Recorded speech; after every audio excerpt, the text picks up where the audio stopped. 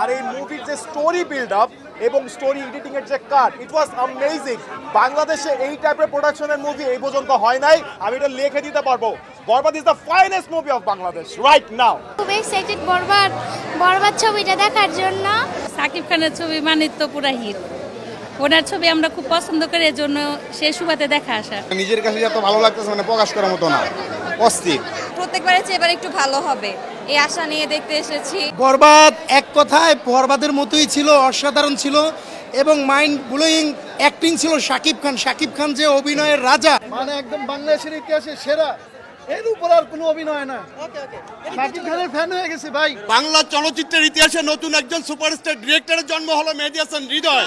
হলে আসেন, সিনেমা দেখেন, বাংলা চলচ্চিত্রকে ভালোবাসেন। অনেক আসছে, অনেক যাবে, কিন্তু শাকিব খান কেউ টক্কর দেওয়া নেই। বাংলাদেশের ছবি মানে কল্পনা। তামিল ফেল ভালো ছিল, অনেক ভালো ছিল, অনেক সুন্দর ছবি হয়েছে, অনেক সুন্দর।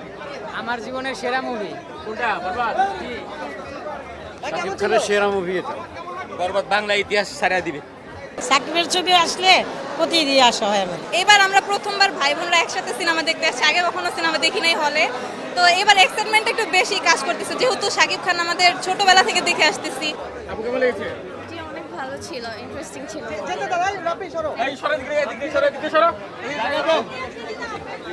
বরবাদের কাছে তুফান কিছুই না, বরবাদ অসাধারণ, অসাধারণ ভালো ছিল।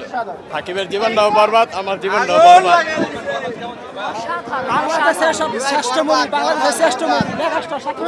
প্রতিটা অংশ মনে হয় একদম গায়ে কাটা দেওয়া। পুরো আগুন, বরবাদ।